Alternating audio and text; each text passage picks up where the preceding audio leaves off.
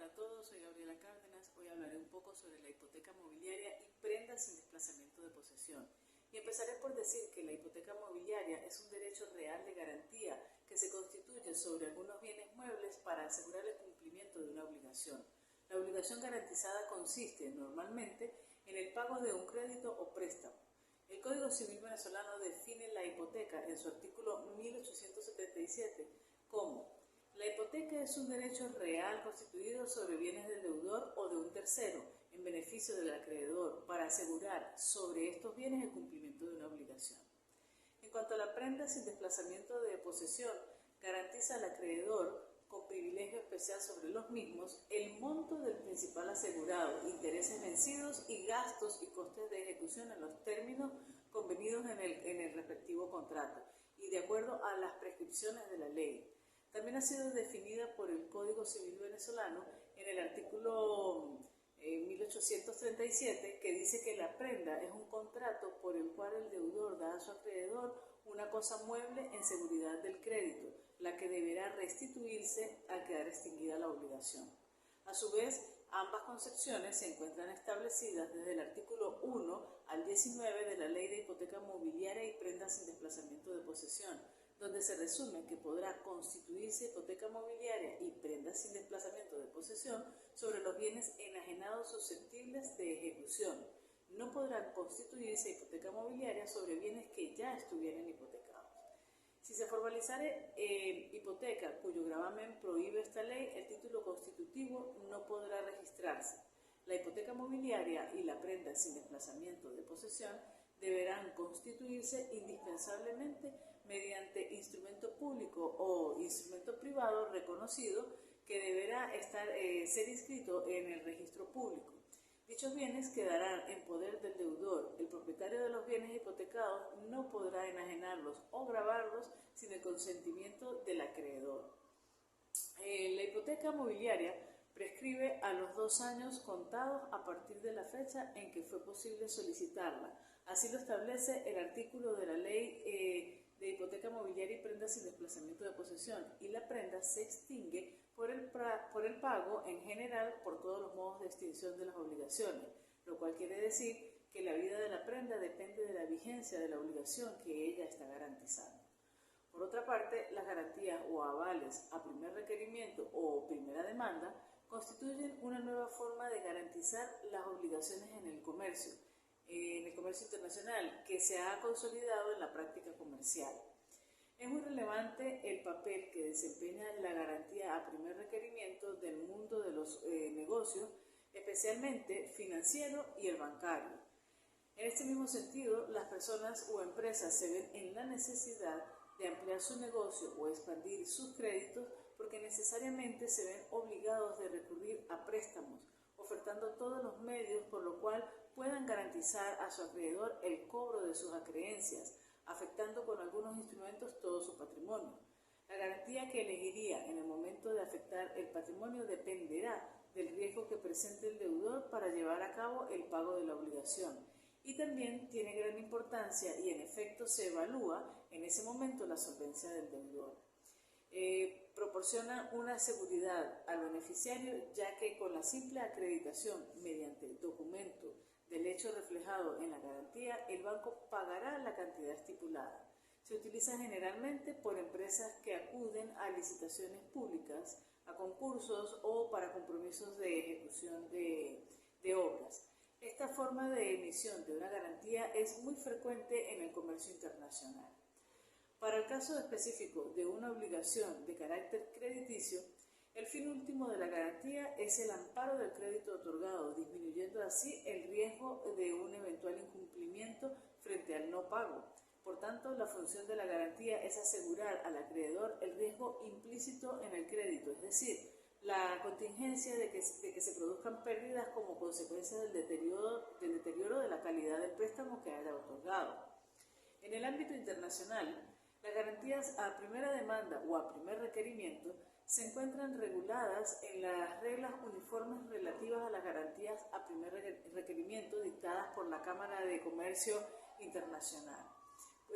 La publicación, no me acuerdo, las cuales constituyen una sumisión a un cuerpo normativo hecho por voluntad por las partes y cuya sumisión sustituye lo que hubieran sido las cláusulas en un contrato determinado. Estas se aplican a toda garantía, fianza o seguro o compromiso similar. Las normas venezolanas sobre los derechos de garantía están contenidas en distintas secciones del Código Civil y el Código de Comercio y en diversas leyes especiales. Solo dos de ellas las tratan de forma exclusiva. La principal, la Ley Especial sobre Derechos de Garantía, es la Ley de Hipoteca Mobiliaria y Prendas sin Desplazamiento de Posesión de 1973. Y la otra ley especial en esta materia es la Ley sobre Ventas con Reserva de Dominio, que data de 1959. Aparte de estas dos leyes específicas, la legislación venezolana también contempla la posibilidad de conceder garantías sobre bienes muebles mediante la prenda mercantil o prenda civil, hipoteca naval y transacciones de arrendamiento financiero. Además, las transacciones de reporto a través de instituciones bancarias nacionales, certificados de depósito de almacenes generales, fideicomiso de garantía y el derecho de retención en el caso de servicios prestados también pueden ser considerados formas de garantías mercantiles. De estos diversos esquemas, aquellos que más se aproximan a los conceptos y objetivos de las nuevas convenciones internacionales modernas son la Ley de Hipoteca Mobiliaria y la Ley sobre Ventas con Reserva de Dominio, las tradicionales prendas de desplazamientos de posesión, la hipoteca naval y los arrendamientos financieros. Por otra parte, algunos principios se aplican en forma general a todos los contratos y otros son específicos de cada forma contractual, sin perjuicio de los principios generales del derecho aplicable a los contratos.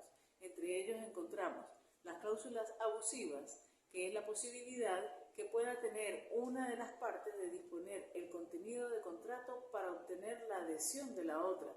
Se presta para que el proponente incluya en el contrato cláusulas que pueden ser calificadas como abusivas.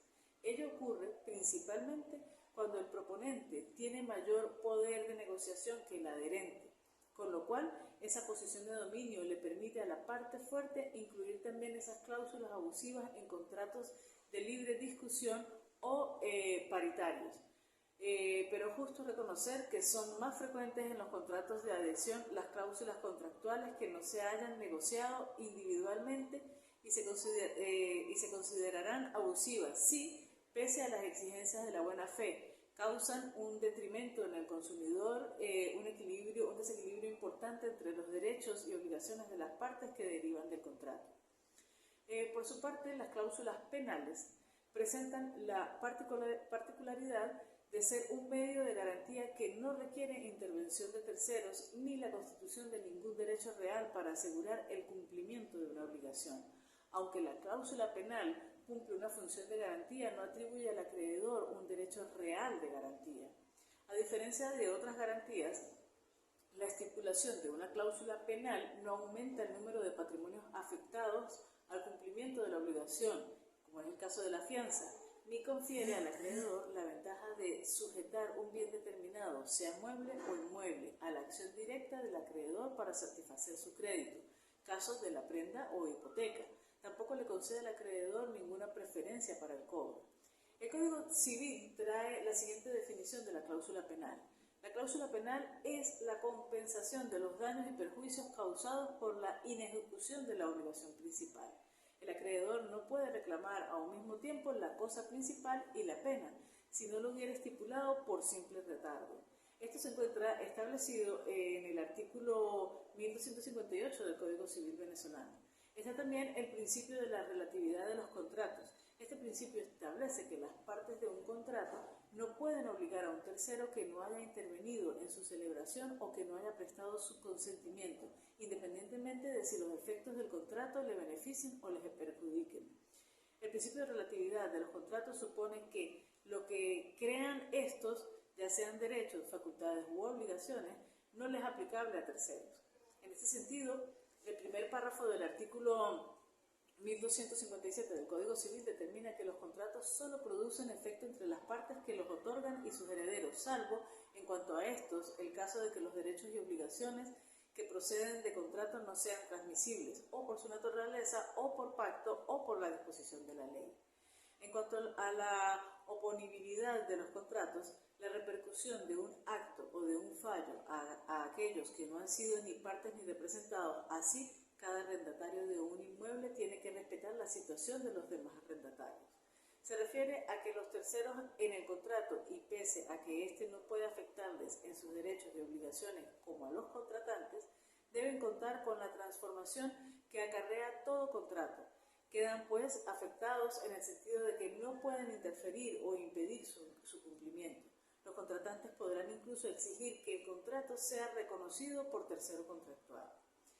En relación con la redacción resolutoria del contrato, el autor civilista Maduro Luyano parte de la noción de que la acción resolutoria es la facultad que tiene una de las partes en el contrato bilateral de pedir la terminación del mismo y en consecuencia ser liberada de su obligación, si la otra parte no cumple a su vez con la suya.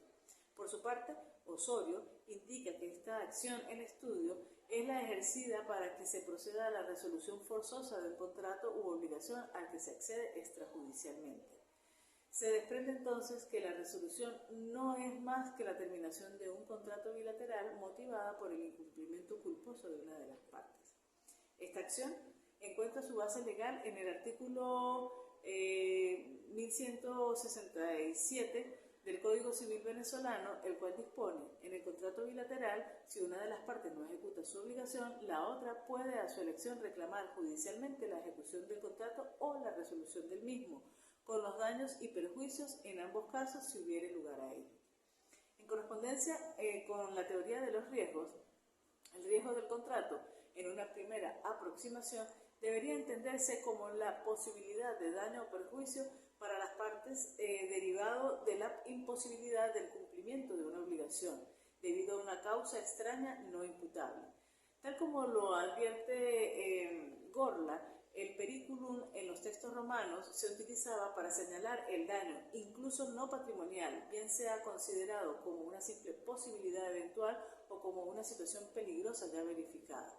En este segundo caso, periculum es usado con indiferencia de la causa que ha determinado el daño, ya sea que la causa sea dolosa, culposa o fortuita. Por ello, en el derecho romano, el peligro no es siempre el daño debido al caso fortuito. Sin embargo, periculum se utiliza igualmente, más allá de señalar el daño posible o temible y el daño ya realizado, para indicar el riesgo en sentido subjetivo, es decir, la relación entre el sujeto de derecho y la situación peligrosa.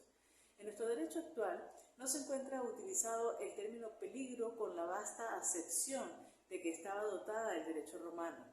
En el lenguaje jurídico, así como en el corriente, la palabra peligro nunca hace referencia al daño ya ocurrido. En nuestro derecho se designa el peligro ocurrido simplemente como daño, perjuicio o pérdida.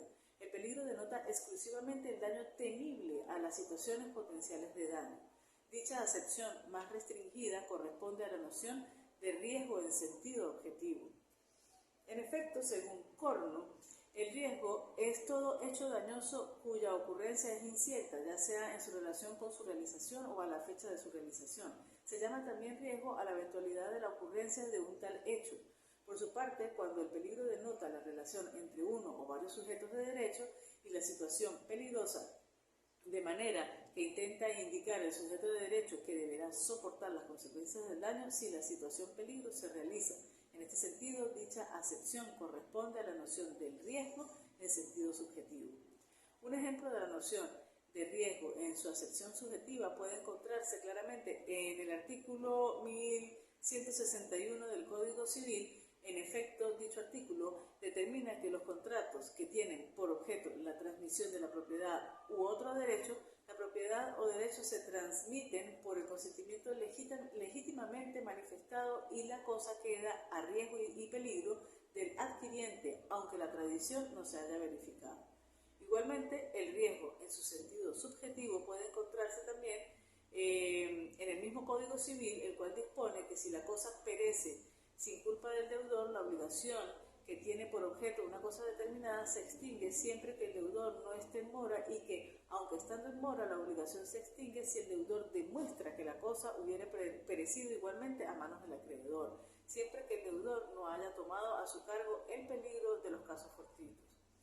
Esta situación jurídica plantea varios problemas a resolver disyuntivamente. Si queda obligada de todos los modos a cumplir la parte cuya obligación se hace cumplimiento imposible, o si queda liberada de la misma, no pudiendo el acreedor exigirle el cumplimiento. En el primer caso, los riesgos los sufrirá el deudor y en el segundo, los riesgos los sufrirá el acreedor, en el sentido de que deberá contentarse o resignarse a aceptar el incumplimiento sin que pueda disponer de ningún recurso jurídico para impedir tal situación. La teoría del riesgo plantea situaciones que oscilan alrededor de dos grandes principios: el res perit domino, que hace recaer los riesgos de la cosa sobre la persona que es titular del derecho de propiedad sobre la misma, y el principio res perit creditori, que ordena que los riesgos recaigan sobre el acreedor o sujeto activo de la obligación. Por su parte, las acciones oblicuas de simulación pauliana, entendiéndose acción obliqua a cobrar deudas del deudor, y acción pauliana a revocar actos jurídicos reales por perjuicio de los acreedores. Acción de simulación, demostrar que un acto jurídico es inexistente. Acción oblicua es la facultad que tiene un acreedor de perseguir lo que le deben a su deudor si ve que éste no está ejerciendo sus derechos. Se fundamenta en el hecho de que los bienes del deudor son prenda general de sus obligaciones. Busca, por tanto, prevenir que se dañe esa prenda general. Aquí se habla también de una acción subrogatoria, que es lo mismo, pero con el acreedor ejerciendo los derechos del deudor a nombre propio. La acción pauliana, o mejor conocida como acción revocatoria, se trata de acciones que tienen los acreedores para revocar la venta de bienes que ya haya hecho el deudor antes de declararse insolvente. Busca demostrar que con la venta del bien se perjudicó a los acreedores y se pretende la revocatoria de dicho contrato. Y para finalizar el tema, la acción de simulación es básicamente una acción pauliana, pero aplicada a los traspasos de bienes que hacen los deudores, o a atacar aquellos actos jurídicos fraudulentos que el deudor realice para evadir el pago de sus deudas con su patrimonio. Aquí lo que se busca es probar que tales actos son inexistentes, por ejemplo, porque en la práctica los bienes siguen en cabeza del deudor y no de algún testaferro. Culminamos de esta manera y será hasta una próxima oportunidad. Muchísimas gracias.